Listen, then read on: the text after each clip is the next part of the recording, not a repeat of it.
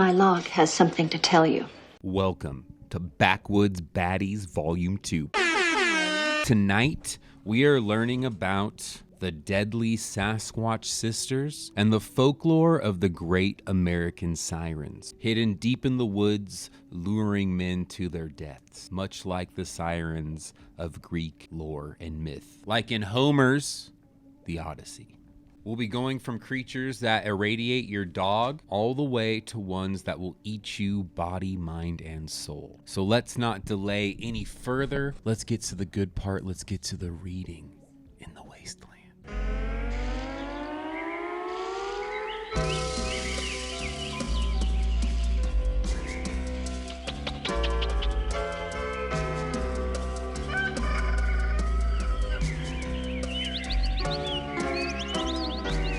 We're starting with a cryptid classic that will irradiate your dog if you're not careful.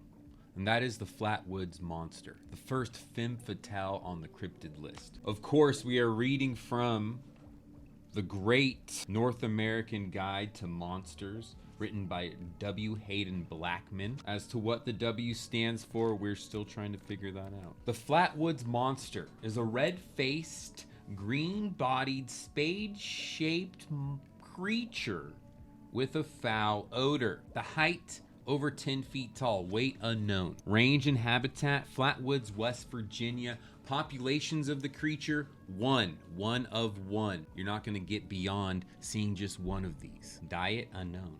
We've never seen it eat. We've never heard it eat. The Flatwoods Monster only makes brief appearances, but in each case, it's menacing towards humans and causes intense fear, although it has never actually attacked anyone. Source of this information: Ufology, Cryptozoology, and Fortean Studies. Fortean Studies is the OG, the original study of the weird. Before there was parapsychology, there was Fortean Studies. Encountering the Flatwoods Monster is only one Jersey Devil out of 5, so chances are it's not gonna happen. This was a once-in-a-lifetime experience for old Mrs. May and her 2 sons. Experienced this Flatwoods Monster once, and then no one ever experienced it again. Was it a mech? Was it a femme fatale from space there to irradiate their dog? Let's find out. The towering Flatwoods Monster first appeared on Earth on approximately the 6th of September 1952, when it frightened a pair of women traveling a road 11 miles outside of the small Braxton County town of Flatwoods, West Virginia. Population of 300 at the time. The sudden shock sent one of the witnesses to the hospital, but the pair managed to describe their assailant as an extremely tall monster with a red face and glowing eyes. September 12th, 1952 marks the Flatwoods Monster's most dramatic performance. In Flatwoods that evening, a group of boys witnessed a flash of light in the sky, from which a red orb emerged. The sphere disappeared over the hill, but its glow was still visible, and the curious boys decided to investigate, as boys do. After collecting a number of friends, including Kathleen May and her 2 sons, the boys arrived at the top of the hill. Immediately, the entire group, which consisted of 7 teenagers, Mrs. May, and 1 dog, was affected by a horrible smell at the scene. Their eyes watered from the stench, and the dog turned and ran. Undaunted, Mrs. May suggested that one of the boys use his flashlight to scan the area. The beam revealed the hideous giant that would become known as the Flatwoods Monster. Although they saw the creature for only seconds, the witnesses were consistent in several aspects of their reports. All agreed that the monster, which floated several inches above the ground, was at least 10 feet tall. They also claimed that it had a dark red face, a spade-shaped head, and a bright green body. Although some felt that it wore a bodysuit and helmet, its eyes were luminous and projected greenish-orange rays. But it did not seem to have a mouth or a nose. As one witness stated, it looked worse than a Frankenstein. After glimpsing the monster, the group scattered and ran. One boy fainted and had to be pulled away from the scene by his friends. Monster! In her haste to escape, Mrs. May vaulted a 6-foot gate. Feats of adrenaline when put up against the wall of extreme fear. The Flatwood Monster was coming to get her. When the group returned to town, all witnesses were trembling and could barely speak. Several of the boys spent hours vomiting and sought medical attention. Armed adults and reporters rushed to the scene of the Flatwood Monster appearance. where they discovered flattened grass and detected a strange, irritating odor. They found no wreckage or other indication that a spacecraft had landed or crashed at the scene, which brings us to the one truth about these strange creatures. When you get an armed mob to move against them, they disappear so very fast because they could sense your aura coming miles away. Either it's one of our hairy buddies, one of our hairy humanoids, who is a master of the wood, so they sense us coming a mile away no matter what. And if you've seen one, it's because it allowed you to see it. Or it's a being like the Flatwoods Monster here, being a consciousness above ours. If it traveled through dimensions to get here in a spacecraft, it's got to be a little smarter than us, would know that we'd be rallying the troops, if you will, and coming after it to murder it. It makes me think of the Simpsons episode where Mr. Burns is a bit of an alien, and he's like, oh, I bring peace and love. And the whole town's like, get him! That's kind of what it would work like. I believe like the Flatwoods Monster is the first encounter of that. It wasn't necessarily trying to harm us, even though it looks spooky as shit. But let's get back to what happened to old Mrs. May in the Braxton County with the old Flatwoods Monster. So this encounter attracted national attention, as it does, because the witnesses were so sincere, and there were fucking 8 of them, including the dog. So people believed. It was in the newspapers. It was national. The old the Flatwoods Monster. The sighting of the Flatwoods Monster quickly became a media sensation. Mrs. May and other witnesses even traveled to New York City to make television and radio appearances. Within a few years, however, all the witnesses inexplicably became silent and refused to discuss the case any further. Which reminds me very, very, very much of the book The Children of Roswell, who reveal that army folks literally drove them out into the desert and threatened to murder them and their families if they talked about any of the Roswell crashes that they experienced, because there were multiple crashes in and around Roswell that townsfolk were, literally walking around and checking out before the army even got there. I don't know, go figure. So becoming silent and refusing to discuss the case any further is a trope that goes on and on and on and on. From the most modern cases with the Vegas encounter, one of my favorite ones to talk about all the time. And then going back in time, the Hopkinsonville Goblin encounter. And then learning now about the Flatwoods Monster encounter, where witnesses go silent. They just stop talking about the weird thing that they experienced because people ridicule them. Or they show up at their house like, oh, I want to see the monster too. Don't do that. Let people have their space.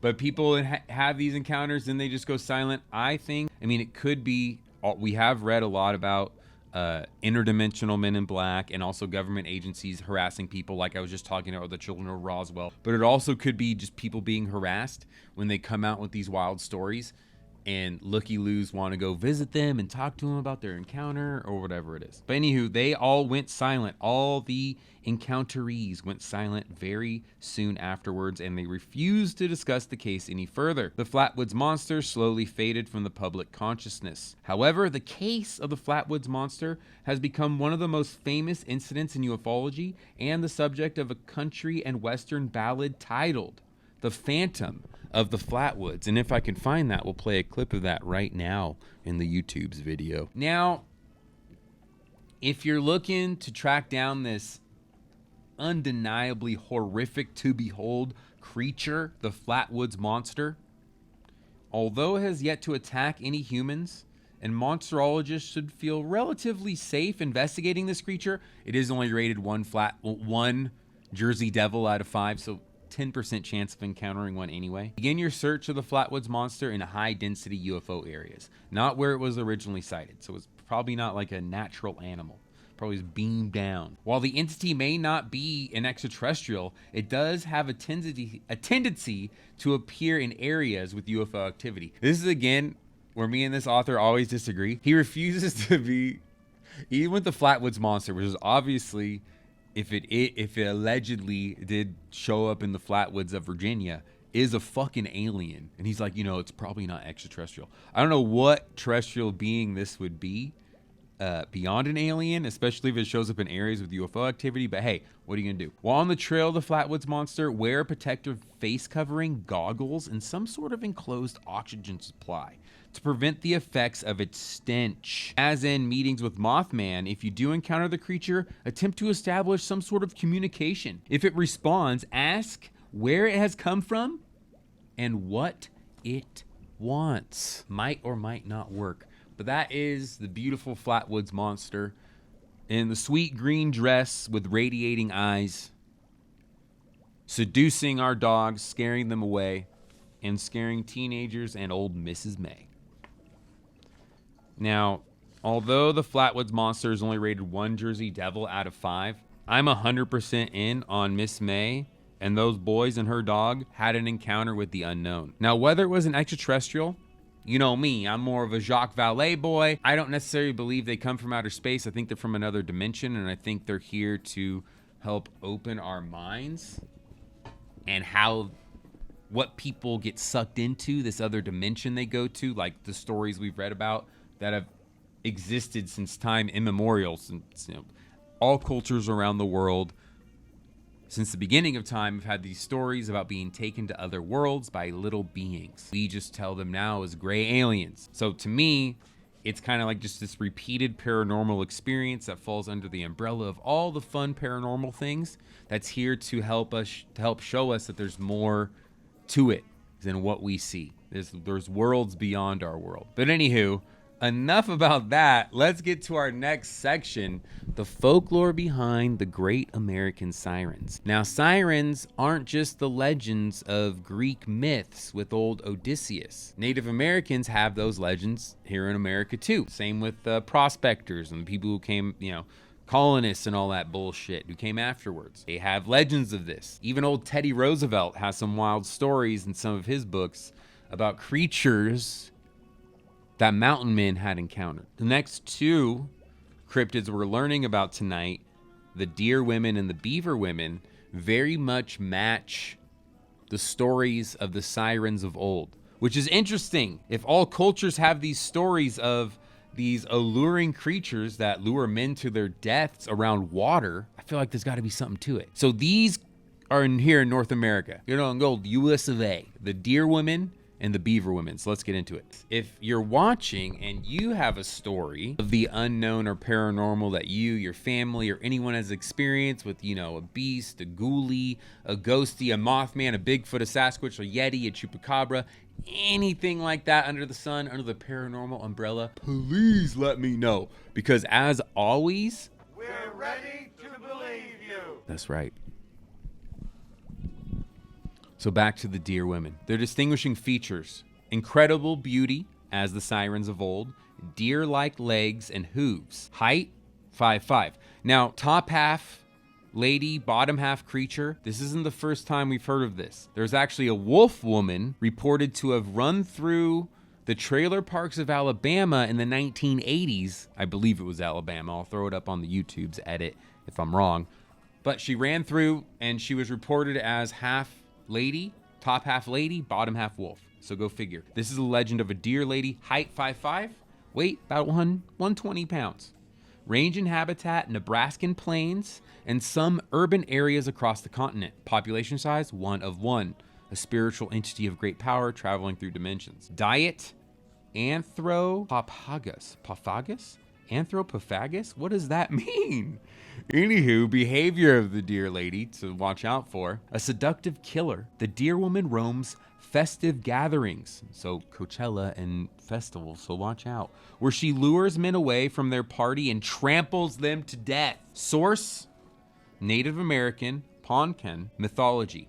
Now, encountering a deer woman, this is where I want to warn men going out there being naughty in the woods. Deer woman's probably watching you, so you got to watch out. There's 3 Jersey Devils rated here, so this is more of a public service announcement. When you're out there camping, doing your little thing, taking your pictures, being a man in the woods, be careful, because you have about a 75% chance of encountering the deer woman. If you fuck up bad enough out there, you can get trampled to death. So 75% chance of encountering the deer lady. She sounds like a spirit of revenge, so just be careful out there.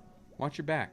One thing about the creatures we read about is they love to watch us. Whether it's watching us on a lover's lane, watching us through our windows at night like Mini Werewolf and Sasquatch reports, Yeti reports, other Momo, all the stuff we love to read about, has been reported to do. They love to observe us humans doing our human thing. So here is the view if old Orange Eyes was watching us read from the wasteland about the deer woman. Now, deer woman lures her victims away from their parties, away from their festivals, if you will, with her eyes. They don't notice the horrifying tramplers. They just see the top half. Beautiful lady. She lures them to a secluded spot of the wood, and then ta-ta.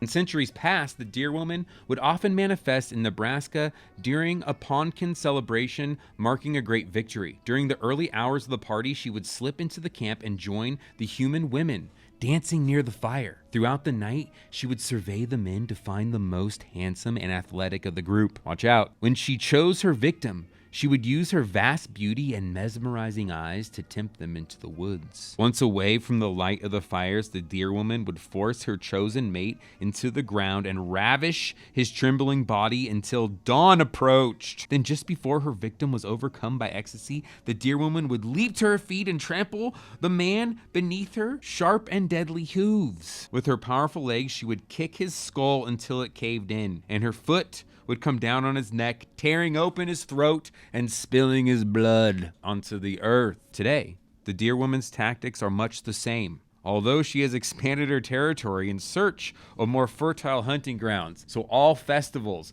be careful, okay? If you're out there and you're at festivals and you're like a beautiful man and you're dancing around, watch out. She is likely to appear at nightclubs, parties, and bars in any large city where the darkness and crowds conceal her true nature. She will mingle and dance until she finds a suitable victim, whom she will lure into an alley or bathroom where he is murdered. Deer woman's victims often appear to have been beaten to death, but can be differentiated from casualties of more mundane murders by the oddly satisfied expression on their otherwise lifeless faces. Wow. Aside from her powers over men, deer woman can run faster than any natural deer, and she can leap over fences and other obstacles with ease. Also, like many monsters attuned to the wilderness, the deer woman can will other animals to do her bidding, like an Aquaman of the woods. She has a special affinity with deer and other herd animals and can command large bucks to attack anyone who would do her harm. The monsterologist here, old W. Hayden Blackman, he stresses that if you're going to study the deer woman, it's best if it is an all-woman crew going out there to study it, because the men will be lured to their deaths. And the chances of encountering one, 75%, so just stay out the woods. But anywho, next up on our list, the next legend of an American siren, again, just a different region, same mythology. Now, think about this. We read about alien abductions all the time. We read about fairy abductions all the time, gnome abductions all the time. When I say fairy and gnome, I'm talking about 17th century, 18th century, 19th century stuff, or where they would call it demons or angels if you go further back. And then other cultures, of course, call them jinn. And then I forget what they're called in Japan, but there's just little figures of them, like ancient spirits or whatever, ancient aliens, kind of, what the Ancient Alien show is all about. All these stories line up. The same with alien abductions. It's a feeling of being taken somewhere. It's a feeling of being examined. It's a feeling of being told of truth or something you can't understand and then being put back. Hundreds and thousands of people have had this experience throughout time. So if we're seeing a story of these entities that lure people through beauty somewhere and then, take them out, maybe there's something to that, just like there's something to alien abductions. But anywho, what the hell am I talking about? The beaver women. Next up on the list of American sirens, cryptids and cryptid cryptids. Cryptid sirens. Distinguishing features, extreme beauty, once again, just like the deer women.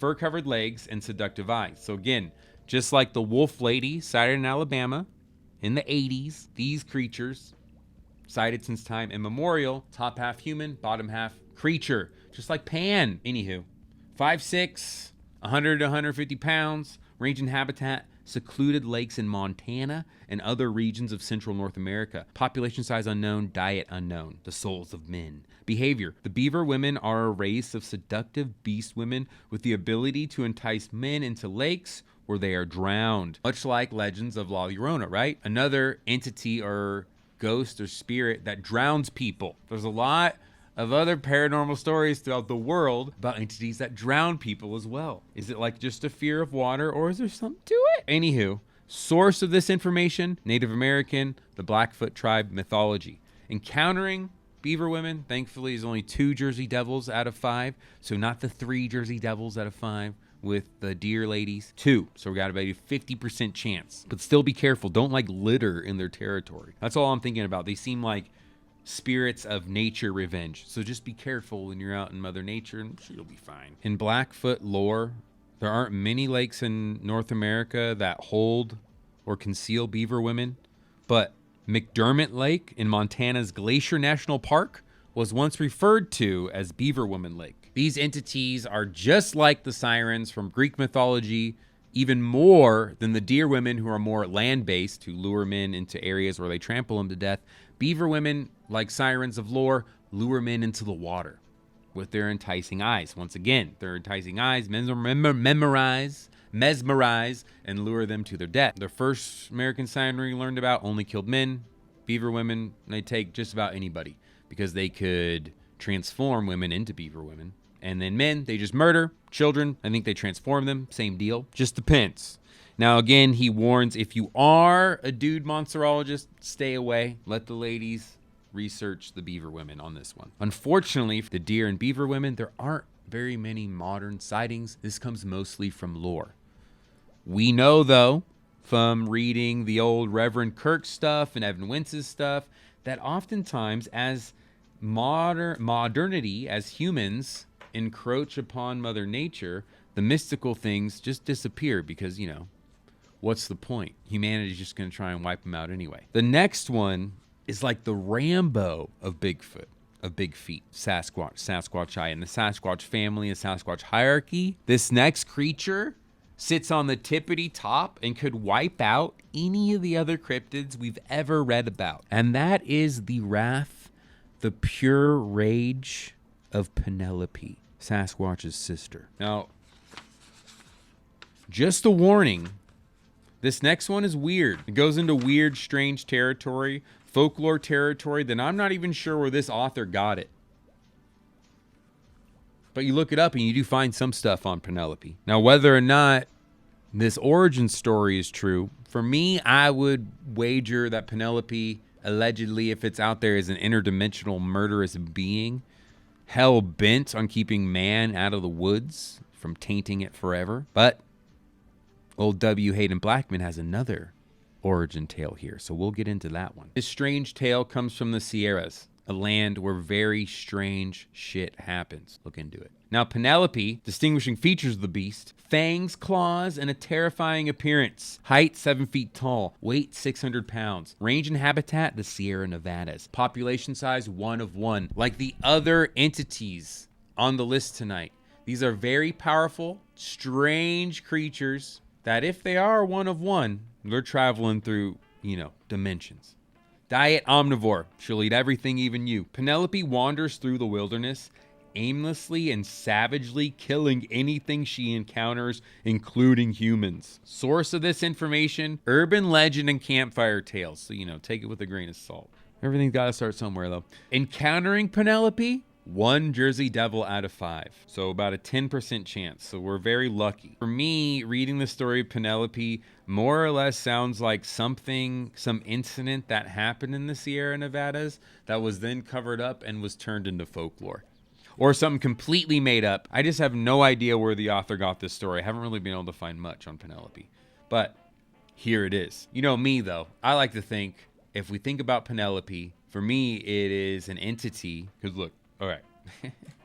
There's this dude, Emery Smith. He talks about working for the government and being a biologist who literally dissected otherworldly beings and interdimensional beings. It's very cool. There's a show called Cosmic Disclosure on Gaia that goes over all that stuff. It's very interesting. He also talks about how you can't know with even Bigfoot sightings or whatever if it is truly a Bigfoot, a being or something like that, or something created in a lab, because we've already created monsters in labs and shit. Allegedly. Now, Penelope, the story of Penelope sounds more like something like that. An entity that escaped from a lab that we were working on it, or we created it through hybrid shit, and then ended up killing a bunch of government agents. But I'm getting ahead of myself. Let's just get into it. Penelope is by far the most vicious and terrifying of all the hairy humanoids roaming North America. This may be because, unlike the other monsters in this group, Penelope was once a normal human who was horrifically mutated into her current terrible form. Penelope's tragic tale begins one winter eve when she and her husband ventured into the Sierras by car, only to be caught in a sudden snowstorm that swept them from the road and into a deep gulch. When Penelope regained consciousness, she realized her husband had been decapitated in the collision. His head had landed in her lap. In shock, Penelope fled from the vehicle and ran deep into the forest and became hopelessly lost. Throughout the following days, she wandered further and further astray and only survived by eating berries and insects. As time passed, she grew more desperate and took to hunting birds and rodents, quarry she was forced to eat raw. By week's end, the snowstorm had returned, and Penelope found herself searching for shelter. She stumbled upon several large metal drums, half buried in the snow, and was able to squeeze into one to escape the elements. Exhausted, Penelope fell into a deep, deep slumber. As she slept, however, the remnants of a toxic substance once stored in the drums seeped into her open wounds. This radioactive material, combined with her recent diet of raw meat, began a horrible transformation. When Penelope awoke, her body ached and her mind was clouded. No longer concerned about finding help or being rescued, she simply wanted to eat. The Penelope that struggled from the metal drum in search of food was no longer wholly human. She had become a giant savage with feral eyes, jagged fangs, and hooked claws. Much of her body was covered in a coat of shaggy, tangled hair, and her mouth watered for the taste of raw flesh. Without thinking, Penelope successfully stalked and killed a deer with her bare hands. After consuming the animal, she began to realize that she had changed somehow. Penelope gathered her courage and peered at her reflection in a puddle of melting snow. But when she saw what she had become, the last vestiges of sanity fled from her already fractured mind. Over the next several months, Penelope embarked on a spree of sadistic violence that carried her throughout the Sierra Nevada. She is credited with derailing a logging train and killing its passengers, dismembering campers and hikers, and slaughtering forest rangers. On the anniversary of her transformation, she rampaged through a trailer park, overturning mobile homes and stealing their occupants into the night. Witnesses to Penelope's savagery could barely describe the beast, her appearance too gruesome for words. Horrified by the violent monster roaming the mountains, authorities from several states and counties launched a massive but futile effort to find Penelope. Again, futile. Of course it was futile. You go in looking for Penelope, trying to capture it and murder it, it senses you from 12 miles, 15 miles, 100 miles, 1,000 miles away. The moment your aura enters its orb, it is out of here. But anywho, the FBI hired a group of several dozen bounty hunters. So several dozen, that's like 36 bounty hunters, to kill the wild beast. The hunters soon cornered Penelope in Box Canyon, but she decapitated or dismembered the bulk of her pursuers. Sasquatch John Wick, if you will. The remaining hunters eventually surrounded Penelope and forced her farther into the canyon until her back was quite literally against the wall. Frantically, Penelope turned to the cliff face and began climbing. She endured numerous gunshot wounds, but miraculously managed to disappear over the canyon's rim, presumably forever. Her body was never recovered. Although many researchers would like to know Penelope's fate, monsterologists are strongly urged to avoid searching for this savage monster. I mean, amen. Back off. Leave it alone. As has been clearly shown by her previous encounters with humans, Penelope is a lethal and proficient killer. Guns are useless against her, and the monster's brutality is truly legendary. Her initial blow, which moves with such speed as to be almost invisible, will knock you to the ground and divest you of your senses. The attacks that follow will spill your intestines onto the ground and deliver your heart into her hands, your beating heart. However, if you are foolish enough to seek Penelope, the monster might still survive deep in the Sierra Nevada, where she could be lured into the opening with offerings of raw deer meat. But her history proves that she would rather consume human flesh and is therefore likely to turn on you instead. And that is Penelope. And that, my friends, is your monsters after midnight for tonight.